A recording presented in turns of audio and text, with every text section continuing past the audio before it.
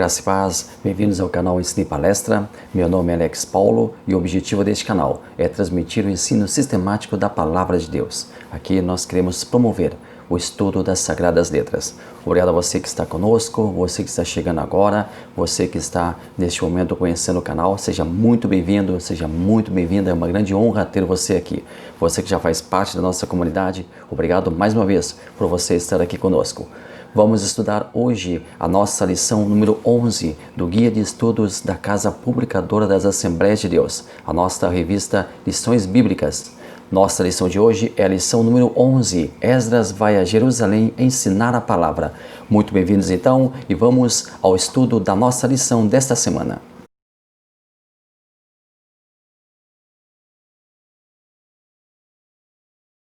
A nossa leitura bíblica em classe desta semana encontra-se no livro de Esdras, capítulo 8, versículos 1 ao 12.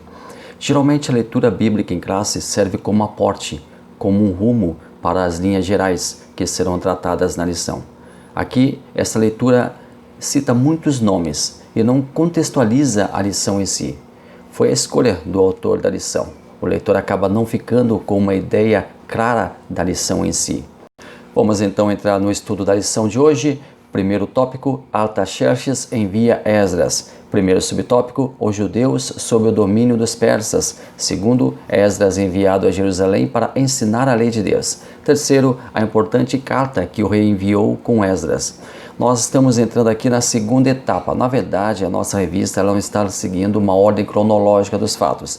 Aqui nas nossas lições, sempre que possível, nas nossas aulas, nós sempre colocamos os fatos em ordem cronológica. Isso ajuda o leitor, isso ajuda o ouvinte, isto ajuda o espectador, isto ajuda o aluno, isto ajuda o estudante deste tema a ter uma base mais sólida, porque nós vamos acompanhando os acontecimentos da história. Aliás, você pode entrar na nossa playlist, lá na seção de playlists, e você vai encontrar uma chamada Os Princípios Divinos em Tempos de Crise. É a playlist desse trimestre, e lá você tem desde a primeira lição, e assim você vai acompanhando uma linha de tempo sucessória dos acontecimentos que acontecem no trimestre que nós estamos vivenciando.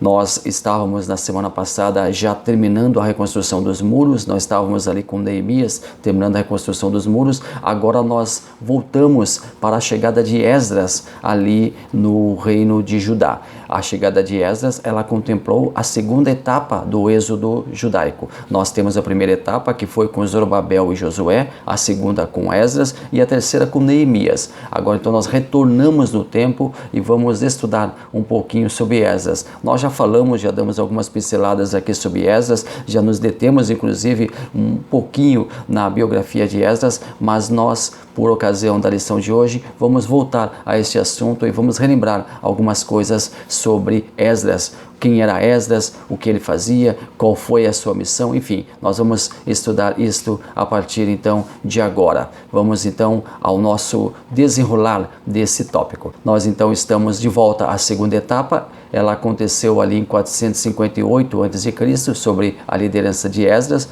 Aproximadamente 2.000 famílias fizeram parte desse segundo êxodo de Babilônia para Judá.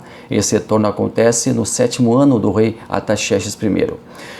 O decreto do rei Artaxerxes, ele está espelhado ali no livro de Esdras, capítulo 7, versículos 11 ao 28. É bem interessante você fazer leitura.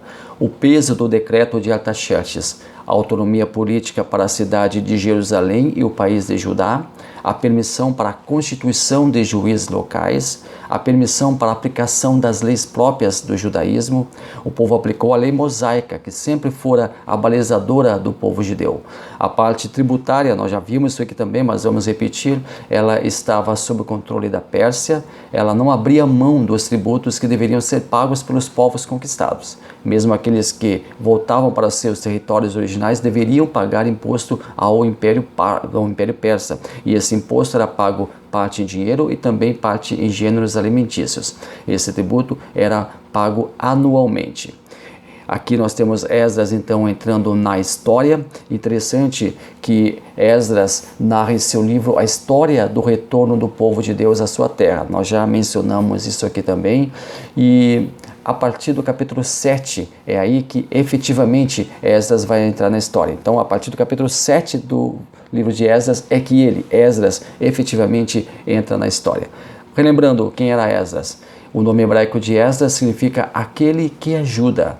Ele era um sacerdote levita, era descendente direto de Arão, era moderador do judaísmo, ele era um modelador da lei judaica.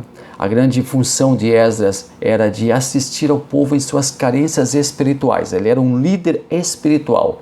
Esdras, ele era talhado para a tarefa, pois conhecia muito bem a lei do Senhor. Isso você pode confirmar lá em Esdras, capítulo 7, versículo 10.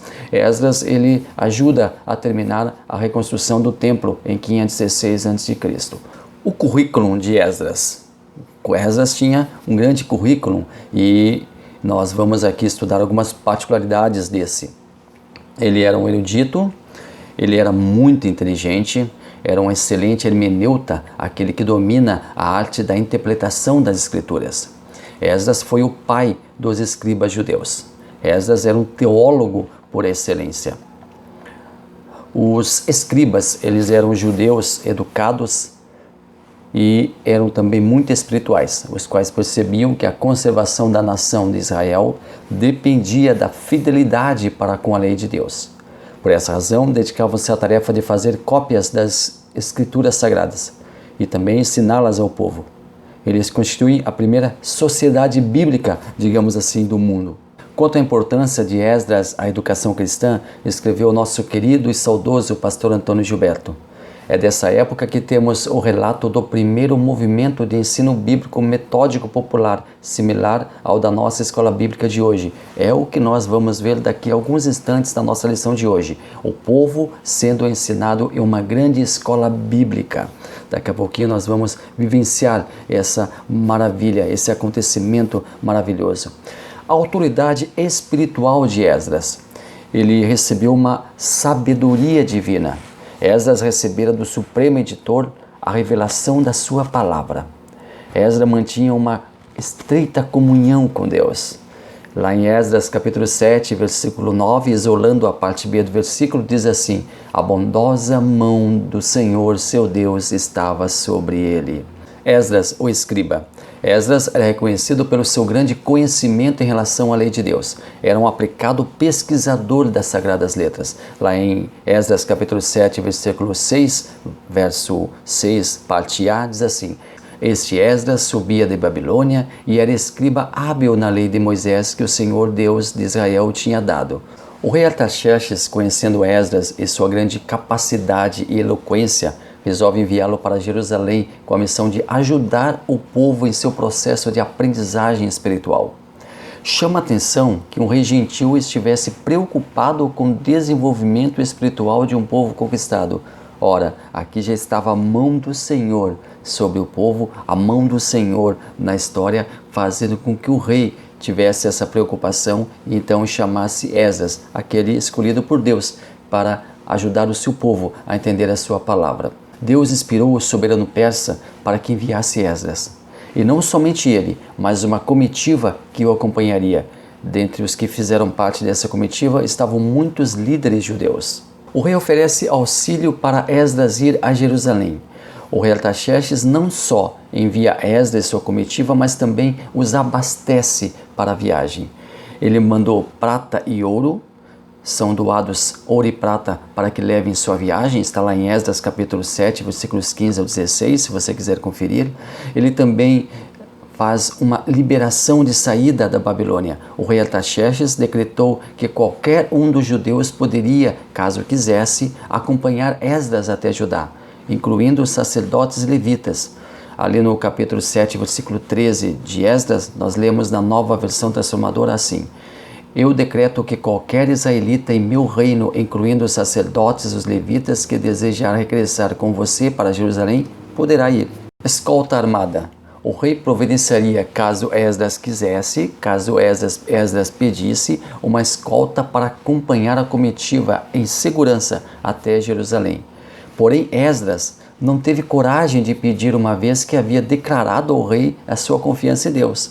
Esdras testemunhara tanto, falara tanto ao rei que Deus os acompanharia, que Deus os protegeria, que acaba não tendo coragem de pedir um auxílio bélico, um auxílio de segurança, um aparato militar para estar com eles durante o percurso. Nós lemos lá em Esdras capítulo 8, versículo 22, é bem interessante essa leitura, porque tive vergonha de pedir ao rei exército e cavaleiros para nos defenderem do inimigo pelo caminho. Sim, porque eles iriam passar muitos perigos pelo caminho, era uma grande jornada e com certeza iriam passar por algumas situações talvez até mesmo muito complicadas. Voltando à leitura bíblica, porque tínhamos falado ao rei dizendo: a mão do nosso Deus é sobre todos os que o buscam para o bem deles, mas o seu poder é sua ira contra todos os que o deixam. Ora, depois de tanto pronunciar ao rei sobre a boa mão do Senhor, Esdras acaba se, digamos assim, encabulando e não pedindo essa ajuda militar. Uma coisa interessante que o rei Artaxerxes promove também com a comitiva de Esdras, uma ordem que o rei dá para Esdras para que seja estabelecida ali no reino de Judá, é a isenção de impostos para os sacerdotes. Nós, como já vimos no estudo aqui, o Império Persa cobrava impostos das nações que estavam sob sua tarefa.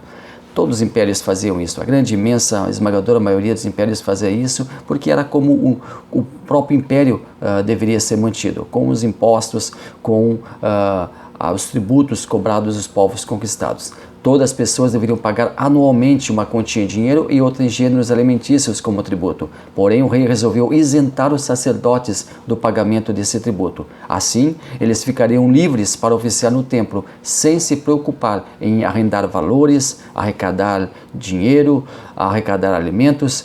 Eles teriam que trabalhar para isso. Então iria influenciar, eles iriam ter que deixar por certo momento o trabalho no templo, mas eles agora com essa isenção eles teriam tempo livre, eles teriam tempo integral para se dedicar à parte espiritual. Está lá em Esdras capítulo 7, versículo 24, na Nova Versão Transformadora diz assim: também decreto que nenhum sacerdote, levita, cantor, guarda das portas, servidor do templo, nem qualquer outro trabalhador no templo será obrigado a pagar tributos, impostos e taxas de qualquer tipo. Ou seja, haveria uma isenção do rei para com os levitas, para com os sacerdotes. Esdras, ele vai orar. Olha só a oração mais uma vez no contexto da história deste trimestre. A oração é um ponto forte na vida dos personagens que nós estamos analisando neste trimestre. Neemias, antes de qualquer ação, orava a Deus. O mesmo fazia Esdras. Ambos foram vencedores, pois depositaram em Deus a sua confiança. Esdras não orou de forma isolada. Ele convocou oração e jejum coletivos. A caravana que iria até Judá, unida, pediu a proteção de Deus. Todos depositaram em Deus a confiança para a longa viagem. Na Nova Versão Transformadora, em Esdras capítulo 8, 23, nós lemos: assim jejuamos e pedimos com fervor que nosso Deus cuidasse de nós, e Ele atendeu a nossa oração. A guarda armada que Esdras teria direito de levar, não foi preciso, porque a guarda celestial os protegeu e os guardou. Magnífica essa passagem, magnífica essa reverência que Esdras e comitiva fazem a Deus buscando a sua proteção. A bondosa mão do Senhor. Esdras reunia muitas qualidades que o capacitariam para a sua missão. Porém, sabia que estava na inteira dependência de Deus. Tinha convicção de que se Deus não fosse com ele, em vão seria a sua viagem e permanência em Jerusalém.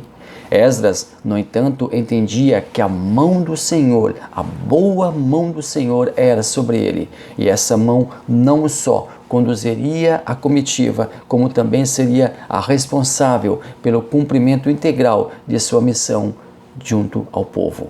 Chegamos ao nosso tópico 2, Esdras ensina a palavra ao povo. Primeiro subtópico, Esdras sai da Babilônia e vai a Jerusalém. Segundo, o encontro de Esdras com Neemias. Terceiro, Esdras ensina a palavra ao povo. Quarto subtópico, o ensino foi maravilhoso. A jornada da Babilônia até Jerusalém. Em linha reta, a jornada da Babilônia até Jerusalém ela era de 750 quilômetros. Na antiguidade, esse trecho, devido a estações e paragens durante o caminho, era de cerca de 1.400 a 1.500 quilômetros, pois não era feita em linha reta. Ou seja, o tempo de viagem costumava dobrar. Era percorrido geralmente em aproximadamente 4 meses. 4 meses era o tempo necessário para chegar até Jerusalém. Da Babilônia até Jerusalém, este percurso de 4 meses. Para nós termos uma noção, de Porto Alegre à cidade do Rio de Janeiro, a distância é de aproximadamente 1.500 quilômetros. E, claro, este caminho, este percurso, poderia ter alguns momentos difíceis, alguns trechos bem complicados, alguns trechos de extremo perigo, mas a boa mão do Senhor estava conduzindo aquela comitiva. Isso é maravilhoso. Quero chamar a atenção sobre um erro que nós temos no subtópico 2, o encontro de Esdras com Neemias. Aqui o autor comete um grande erro. Ele afirma que quando Esdras chegou a Jerusalém, Neemias já estava lá. Não é assim. Nós temos 3 etapas, como nós já falamos diversas vezes aqui nas nossas aulas. Primeira etapa, Zorobabel e Josué. Segunda etapa, Esdras. Somente na terceira etapa, Neemias vai ali para Jerusalém. A chegada de Esdras está relatada no livro de Esdras, capítulo 6, versículo 7. Na Nova Versão Transformadora, eu vou ler apenas parte deste texto. E então foi com ele ali alguns sacerdotes, levitas, cantores, guarda das portas e servidores do templo. Viajaram com ele para Jerusalém no 7º ano do reinado de Artaxerxes. 7º ano.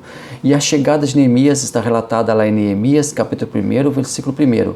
Estas são as memórias de Neemias, filho de Acalias, no mês de Quisleu, no 20º ano do rei Artaxerxes. Eu estava na fortaleza de Suzã. Ou seja, muito tempo depois de Esdras já estar em Jerusalém, é que Neemias chega à cidade.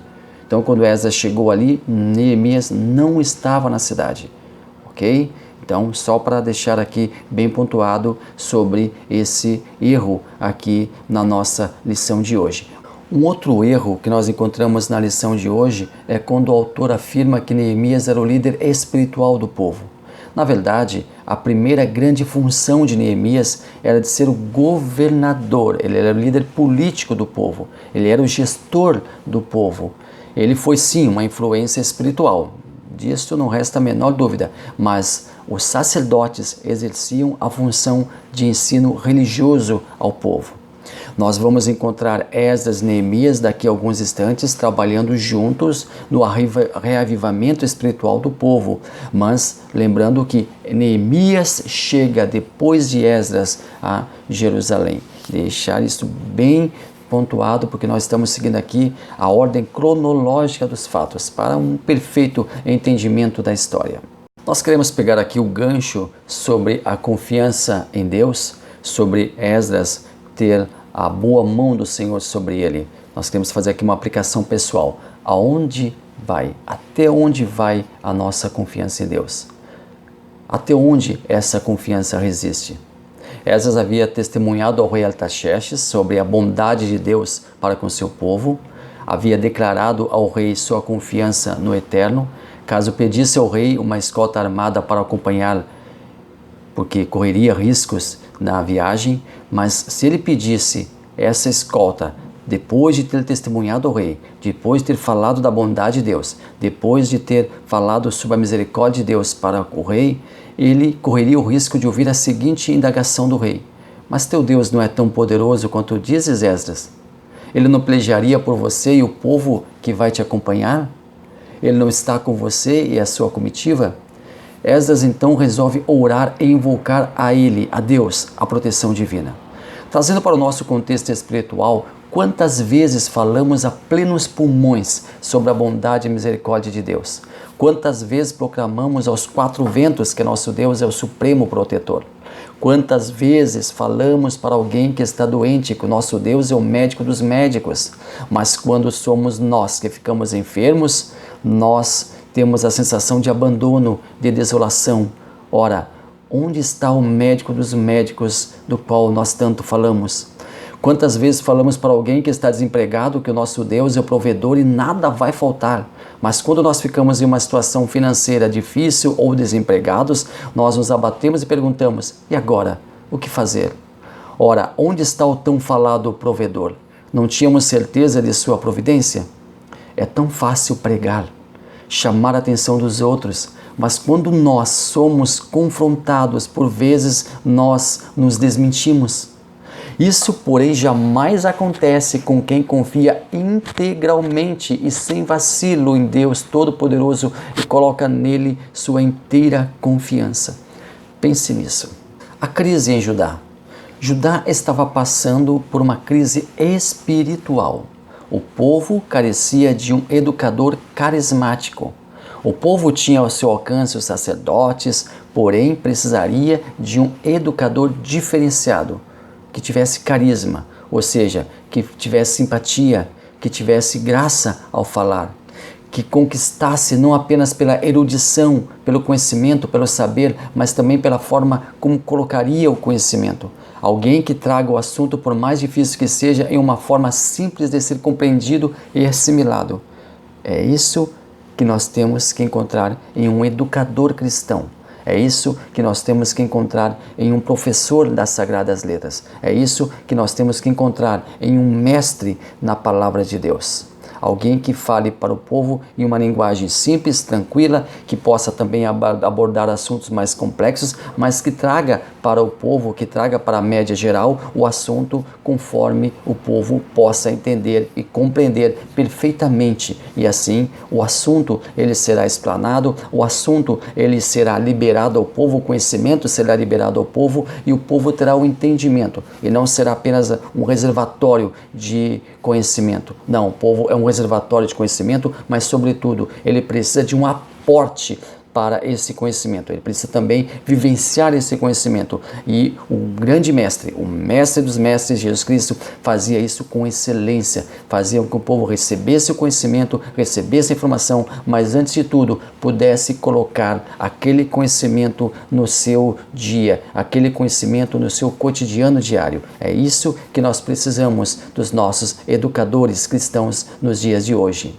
Tópico 3. A palavra de Deus deve ser ensinada. Primeiro subtópico, Deus ordenou que a sua palavra fosse ensinada a todo o povo de 7 em 7 anos. Segundo subtópico, Jesus ordenou o ensino da sua palavra. Terceiro subtópico, o apóstolo Paulo conhecia a importância do ensino da palavra. Nós não vamos aqui falar sobre o ensino de Jesus, porque é muito vasto esse campo.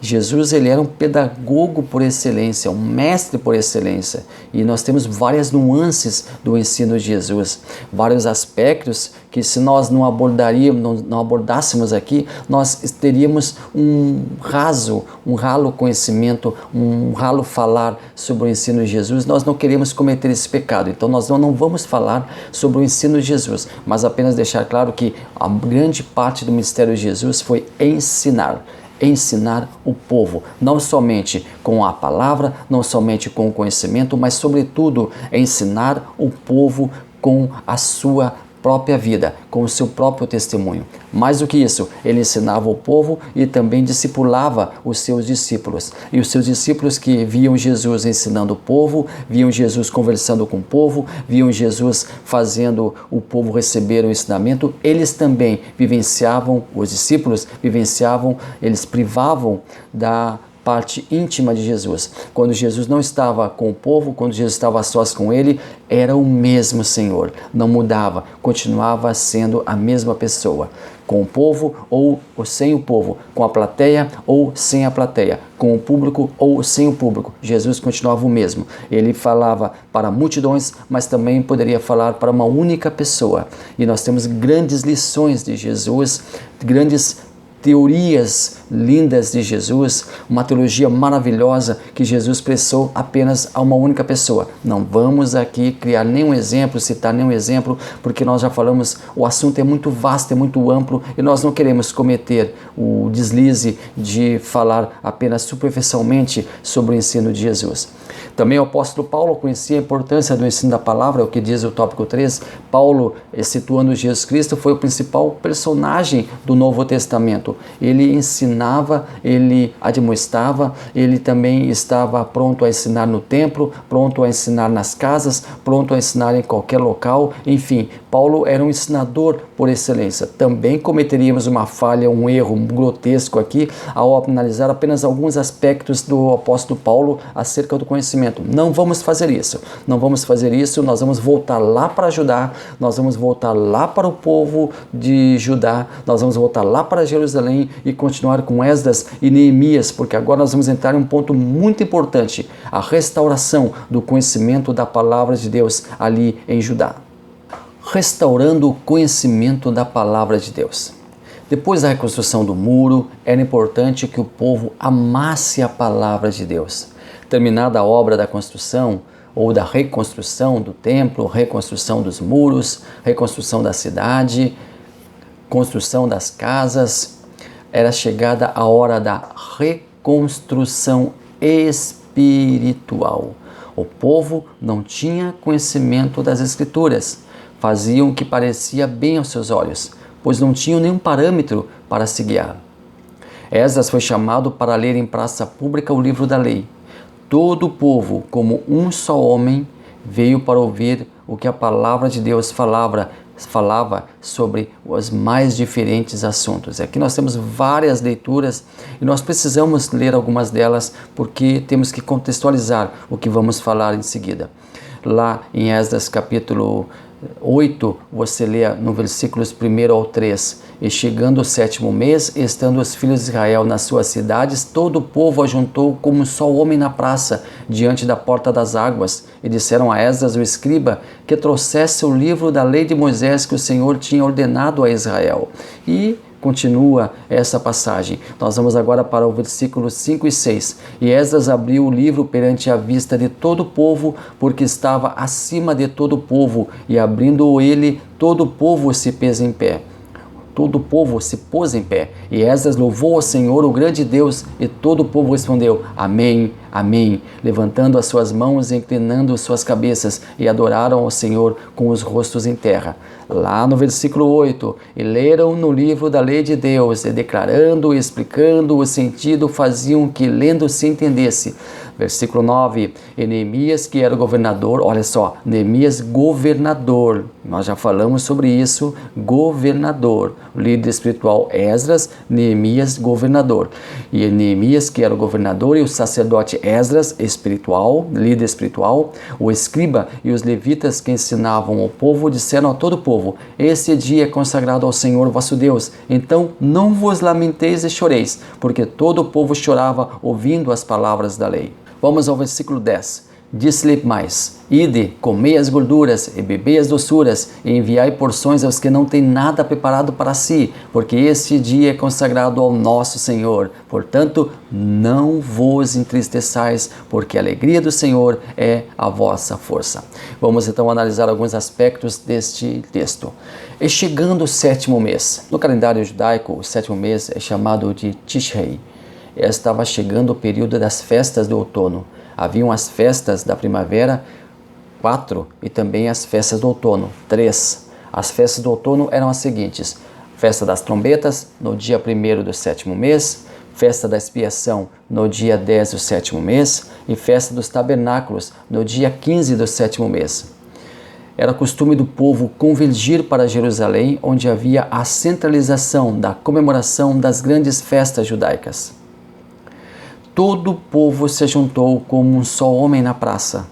Era um costume antigo que fora restabelecido, reunir as pessoas para ouvirem a palavra de Deus. Lá no deserto, durante a festa dos tabernáculos, que relembrava a libertação do Egito, Moisés reuniu o povo e lia as escrituras para ele. Assim, o povo relembrava o que Deus fizera ao longo dos tempos e como cuidara de seu povo. Lá em Deuteronômio, capítulo 31, versículos 9 ao 11, você pode ler essa passagem. Diante da porta das águas. A porta das águas ficava ao lado oriental do Monte Siló, defronte da Torre de Giron, junto da Torre Alta. Lá em Neemias, capítulo 3, versículo 26, você pode ler. A reunião do povo para a leitura da palavra ocorreu durante a celebração da festa das trombetas. Esta festa era a preparação para o juízo de Deus. As trombetas tinham tal significado. Depois eles comemoravam também o chamado Dia da Expiação ou Dia do Juízo. Era nesse período que os líderes do povo reuniam homens, mulheres e crianças, todos os que tinham condições de entender a leitura que seria feita. O livro da lei de Moisés. Esdras não leu apenas os 10 mandamentos. O livro da lei indica o Pentateuco, Gênesis, Êxodo, Levítico, Números e Deuteronômio, 5 primeiros livros da nossa Bíblia. Esdras leu ao povo as 5 primeiras obras da Palavra de Deus, os 5 primeiros livros da Bíblia Sagrada. Para os judeus, o conjunto desses livros também é conhecido como Torá, o que significa literalmente instrução. O povo ouviu sobre a criação do universo, a criação do homem e da mulher, a história do povo hebreu, as alianças de Deus, a história dos patriarcas, as bênçãos de Deus, a lei de Deus, a peregrinação do povo de Israel, dentre tantos outros assuntos registrados nos 5 primeiros livros da Bíblia Sagrada. Tanto de homens como de mulheres e todos que podiam ouvir com entendimento. A leitura foi feita na presença de homens, mulheres e crianças, todos os que tinham entendimento para compreenderem e assimilarem a leitura. Deixa eu fazer aqui uma aplicação pessoal. As crianças devem ter contato com a palavra de Deus. As crianças também devem receber a oportunidade de se familiarizarem com a palavra de Deus. A criança deve ser ensinada sobre o amor que deve ter pelas Sagradas Escrituras. Isso auxiliará elas no seu desenvolvimento intelectual, cultural e também religioso. As crianças devem ser ensinadas através de uma linguagem própria para elas, através da qual elas assimilarão o conhecimento. Desde a alva até ao meio-dia. Não foi maçante para o povo ficar ouvindo a palavra de Deus. As pessoas estavam maravilhadas, extasiadas, conhecendo a verdade de Deus para as suas vidas. Para trazer agora no nosso contexto atual, deixa eu trazer agora esta palavra. Cerca de 6 horas por dia o povo ficou ali ouvindo a palavra de Deus.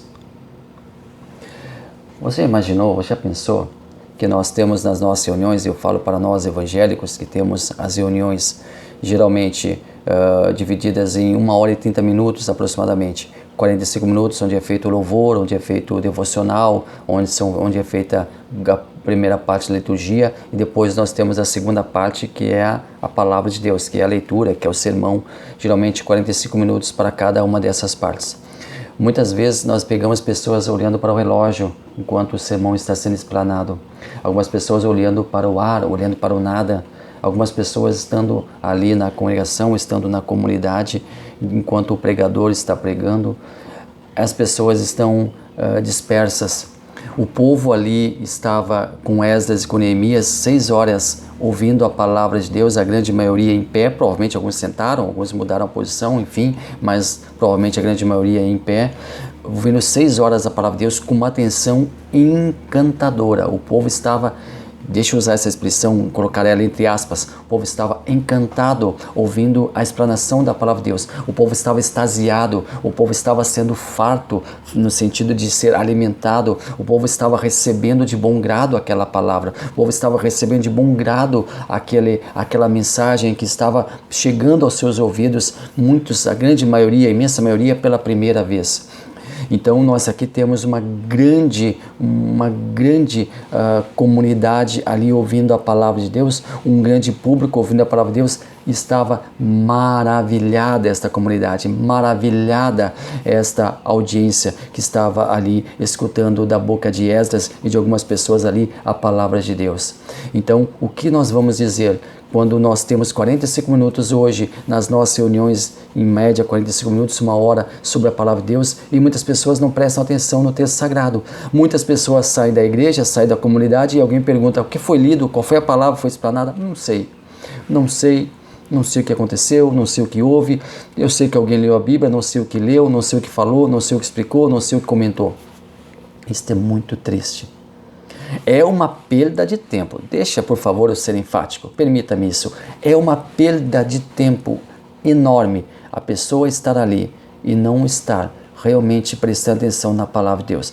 Poderia estar fazendo tantas outras coisas úteis, tantas outras coisas importantes na sua vida, usando o seu tempo de uma maneira mais de uma maneira melhor, de uma maneira mais efetiva, mas ficar ali parado, ouvindo uma palavra, entrando para o ouvido e não entrando, porque entra pelo ouvido e deve permanecer na cabeça, mas se entra pelo ouvido, entra por um e sai pelo outro e não se detém aqui na mente, então não adianta aquela parada ali, aquele momento em que a pessoa está ouvindo a palavra de Deus.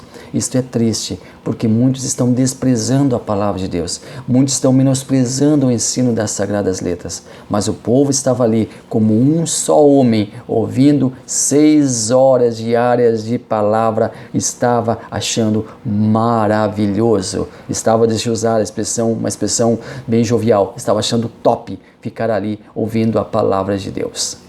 E Esdras abriu o livro perante a vista de todo o povo estava todo reunido para ouvir a palavra de Deus. Ninguém havia ficado na sua casa, ninguém havia ficado no seu lar. Hoje nós estamos na igreja e perguntamos, cadê o fulano? Aí ficou em casa, ficou tratando de um assunto, ficou tratando de algo importante, ficou fazendo alguma coisa lá, ficou fazendo o seu lazer, estava cansado, estava com problemas. É claro, deixa eu abrir um parêntese aqui, nós temos problemas, nós temos dificuldades, nós temos muitas vezes alguns momentos em que nós não estamos bem, nós não estamos realmente aptos para sair de casa, para ir até a igreja. Isso aí é algo muito tranquilo de ser entendido, mas muitas vezes nós deixamos que o cansaço nos vença, deixamos com que a luta nos vença, deixamos com que o conforto do lar nos vença para ficar em casa e não estar ali ouvindo a sagrada e santa palavra de Deus. O povo estava todo reunido ali na praça, ninguém estava em casa. Quem tinha conhecimento para entender estava ali ouvindo a palavra de Deus, porque estava acima de todo o povo. É uma outra expressão que nós encontramos no texto que nós lemos. Esdras estava em um nível acima, provavelmente um púlpito, uma plataforma bem alta, para que todas as pessoas elas tivessem a visão de Esdras. Esdras falava e todos visualizavam ele. Então esta plataforma com certeza era muito alta. Eu quero chamar a sua atenção sobre um importante aspecto, a logística. Não foi tão simples assim levar o povo para a praça pública e sair lendo os livros. Quando nós pensamos nos livros hoje, nós temos a nossa Bíblia em mãos, nós temos muitas vezes até mesmo dispositivos móveis, nós temos aplicativos e dispositivos móveis que trazem a palavra de Deus. Nós temos a Bíblia hoje no celular, no tablet, no notebook, no computador, por exemplo. Mas no tempo de Esdras, Neemias, os livros eles eram grandes rolos e isso exigia uma grande logística que consistia em controle dos livros, guarda deles, transporte dos rolos, leitura dos mesmos. Isso tudo era muito complexo. Como era feito então? A leitura da Torá em grandes rolos, eles precisavam ser desenrolados para a leitura.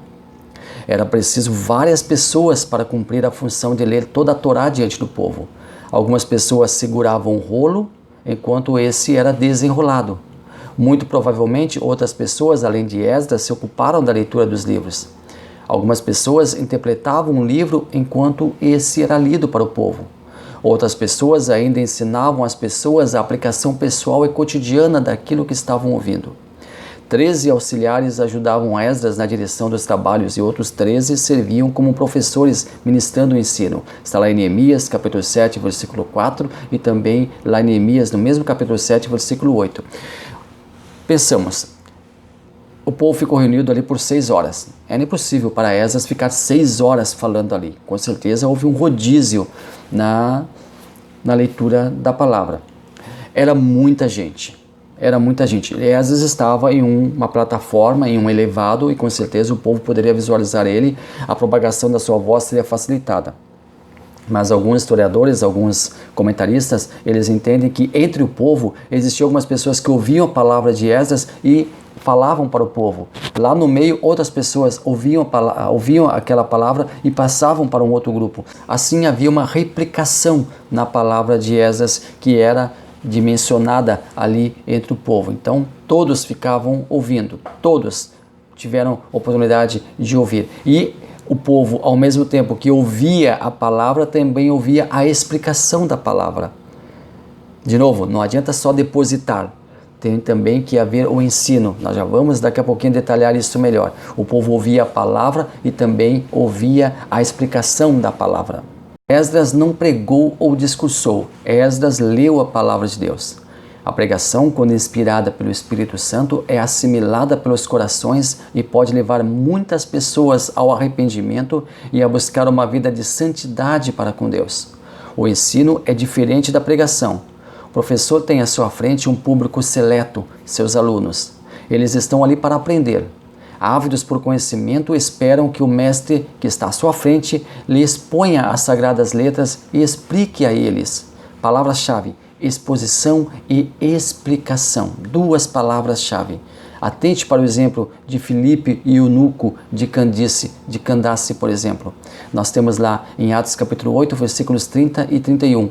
E correndo Filipe, ouviu que lia o profeta Isaías e disse: Entendes tu o que lês? E ele disse: Como poderia entender se alguém não me ensinar? E rogou a Filipe que ouvisse, ou melhor, que subisse no carro com ele e se assentasse ali. E ali Filipe se assentou com ele no carro, subiu ali e ensinou a palavra de Deus. Ensino. Uma coisa é depositar.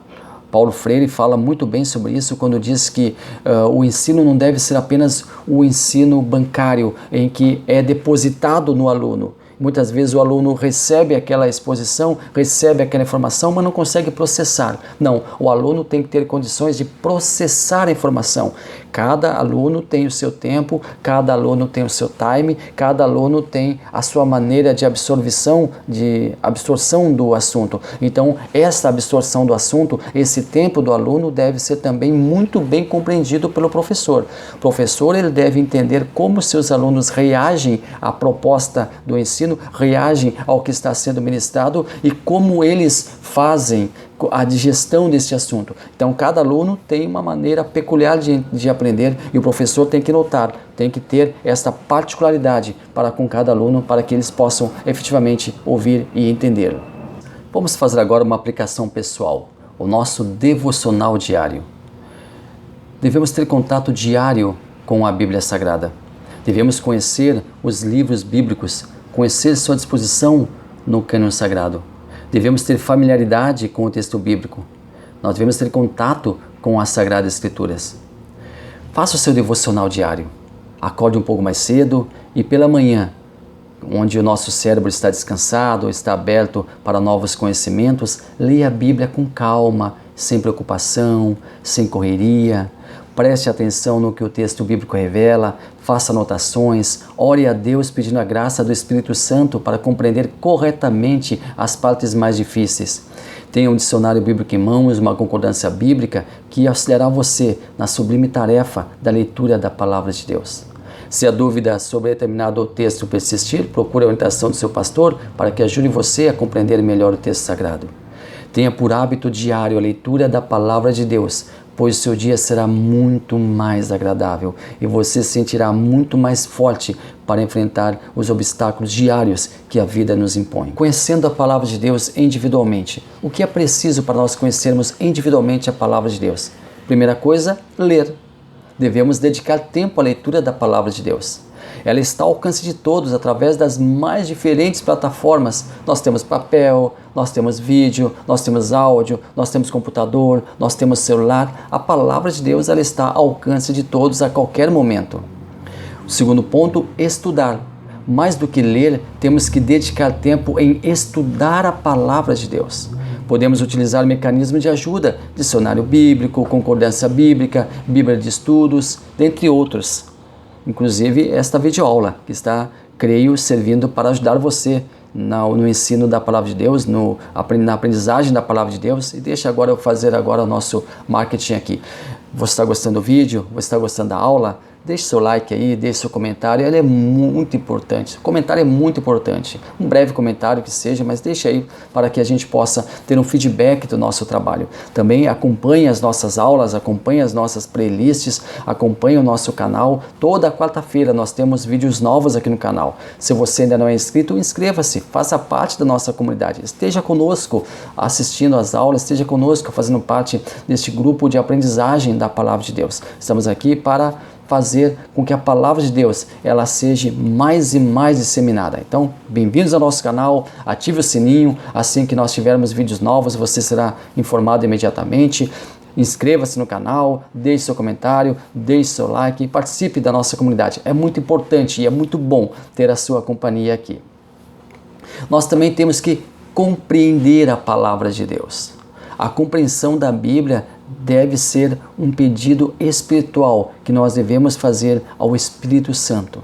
Ele, Espírito Santo, o mesmo que fez com que os autores escrevessem com sabedoria divina, que inspirou os autores, também nos ajuda a entender o que os autores bíblicos estavam ali colocando nas suas mensagens. A compreensão só poderá ocorrer através da dedicação à palavra de Deus.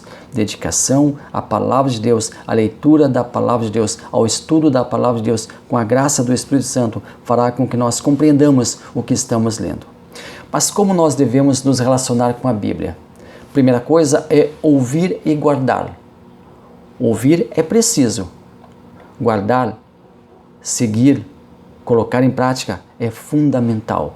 Lá em Deuteronômio, capítulo 4, versículo 1, nós lemos assim: Agora, pois, ó Israel, ouve os estatutos e os juízos que eu vos ensino para os cumprirdes, para que vivais e entreis e possuais a terra que o Senhor Deus de vossos pais vos dá. Um outro ponto importantíssimo: respeitar o texto sagrado. Devemos ser honestos na leitura da Bíblia. Ela fala por si. Não devemos acrescentar nossas ideias ao texto bíblico, como também não devemos retirar do texto bíblico aquilo que nós não temos interesse. Não devemos retirar do texto bíblico aquilo que não nos interessa. Lá em Deuteronômio 4:2 diz: Não acrescentareis a palavra que vos mando, nem diminuireis dela, para que guardeis os mandamentos do Senhor vosso Deus, que eu vos mando. Um outro ponto importantíssimo: ter prazer na leitura da palavra de Deus, ter prazer na leitura bíblica. Quem tem prazer na leitura do texto bíblico encontrou parte da plenitude do relacionamento com Deus. Salmo 1, versos 2 e 3. Antes tenha o seu prazer na lei do Senhor, e na sua lei medita de dia e de noite, pois será como a árvore plantada junto a ribeiros de águas, a qual dá o seu fruto no seu tempo, as suas folhas não cairão, e tudo quanto fizer prosperará. Ainda do texto que nós lemos e que nós citamos grande parte ali de Neemias, declarando, explicando o sentido, faziam que lendo se entendesse. E declarando e explicando o sentido, faziam que lendo se entendesse. Ensinando a palavra de Deus coletivamente é o que eles estavam fazendo. E como fazer isso nos tempos atuais? Nós já falamos, a primeira coisa, voltamos novamente a classificar a leitura como primordial. A Bíblia deve ser lida em encontros coletivos, na igreja, por exemplo. O tempo, a leitura e pregação da palavra de Deus não deve ser usurpado em nossas reuniões, sob nenhuma hipótese.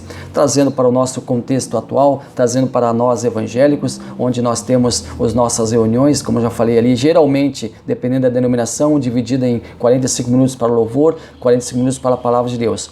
Só que esses 45 minutos da palavra de Deus, muitas vezes os 45 minutos da palavra de Deus, uma hora que deveria ser dedicada à palavra de Deus, é subtraído. O espaço destinado à palavra de Deus, o espaço destinado à leitura da palavra de Deus, o espaço destinado ao sermão da palavra de Deus, o espaço destinado à exposição das sagradas letras não deve ser subtraído.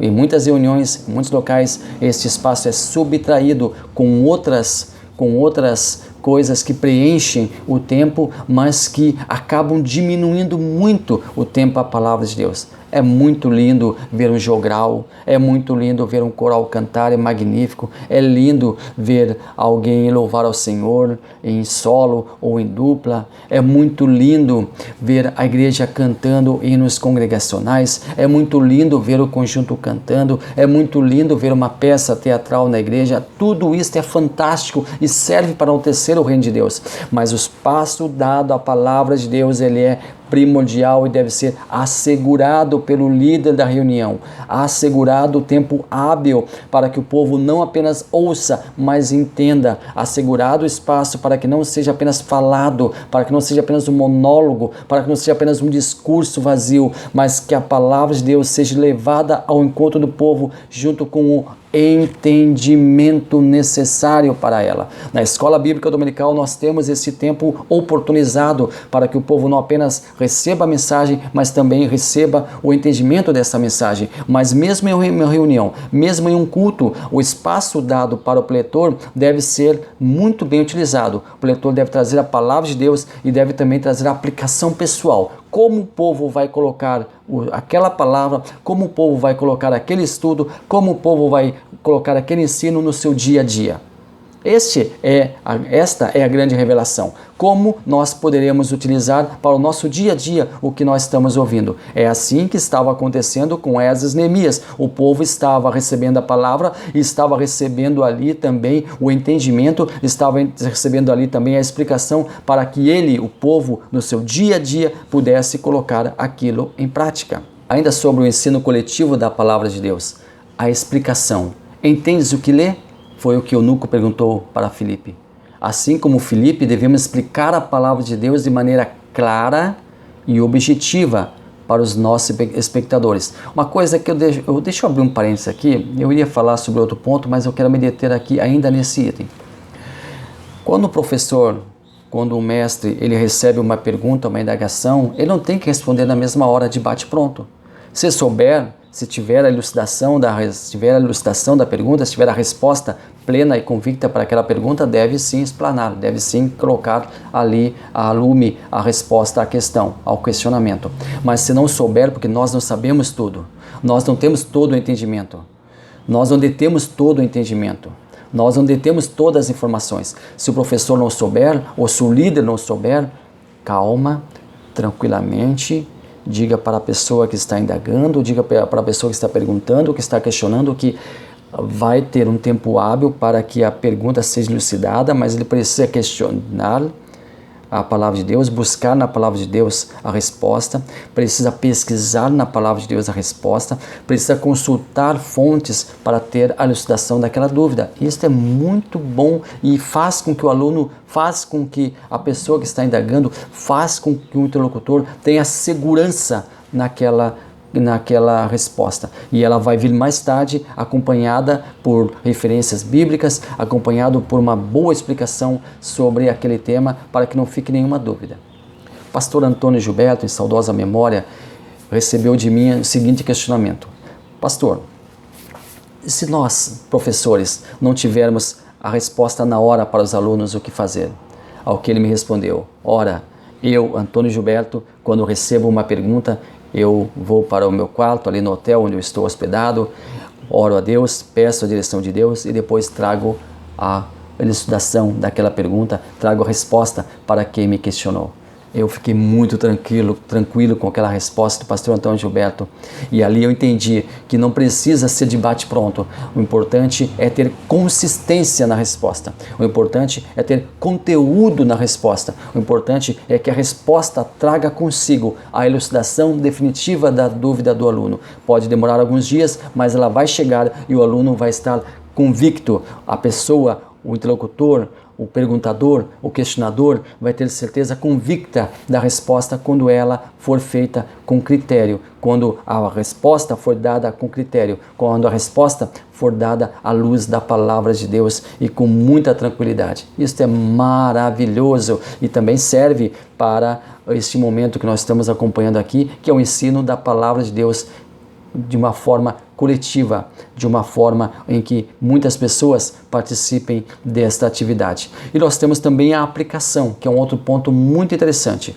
O senso prático de aplicação do que foi exposto no sermão deve acompanhar o sermão, o senso prático. Como eu, na prática, vou colocar aquilo que eu falei? Como eu, que estou ouvindo, vou colocar em prática aquilo que estou recebendo? Ora, o pregador vai fazer, o pregador inteligente, o pregador perspicaz, vai fazer com que eu possa também entender como colocar na prática aquilo que ele está me passando, aquilo que ele está me informando, aquilo que ele está pregando, aquilo que ele está expondo. Agora eu tenho condições também de fazer uma aplicação pessoal. Isto é fundamental em um sermão, é fundamental no ensino.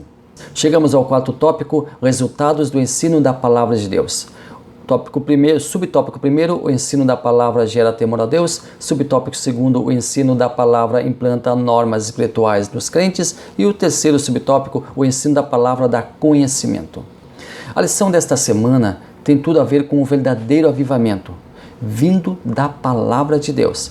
Porém, o comentarista não aborda esse aspecto, que é extremamente importante e casa perfeitamente com o contexto histórico vivenciado por Esdras e Neemias, quando ensinam ao povo sobre a palavra de Deus.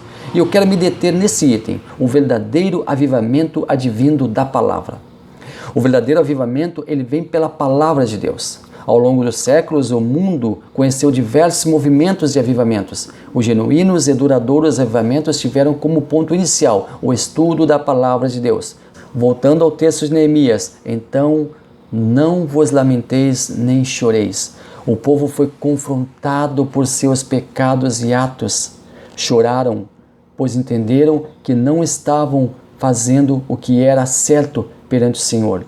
Esdras e Neemias convenceram o povo de que a partir dali haveria um novo recomeço. Aquele momento era um marco histórico na vida deles.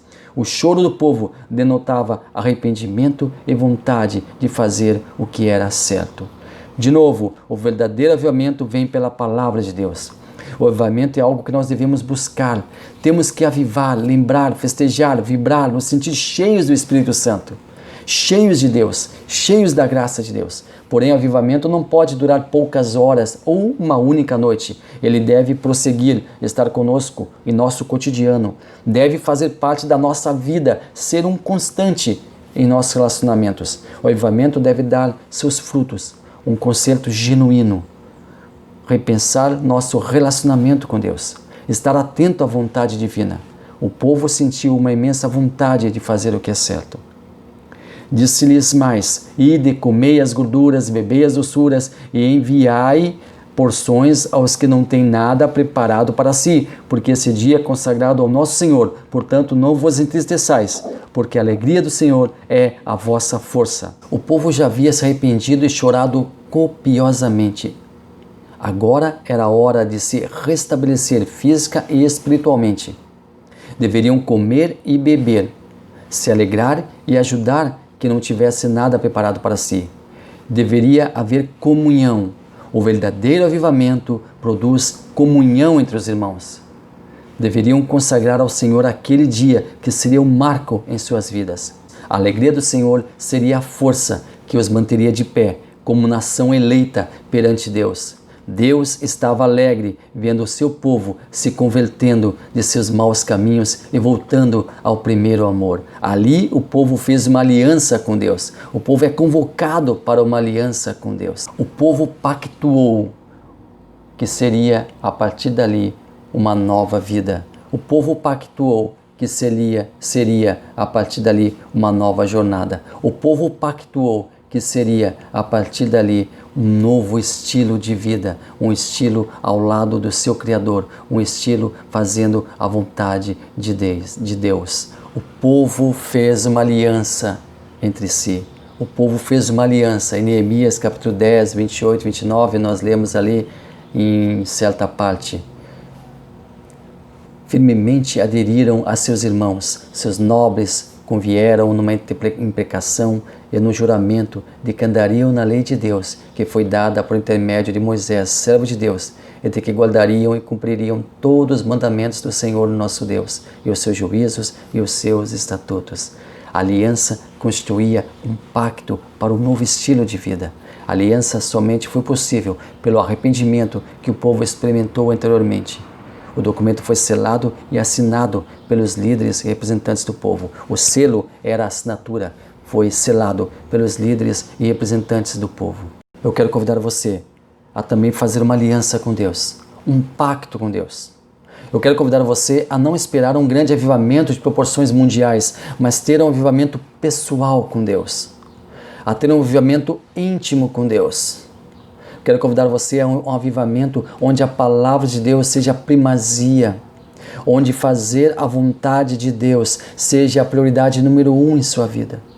Eu quero convidar você a ter um avivamento espiritual genuíno, que frutifique e que as pessoas notem que você está sendo avivado, que você está sendo revigorado, que você está sendo reformatado, para usar uma linguagem tecnológica, que você está sendo quebrantado com a genuína e santa palavra de Deus.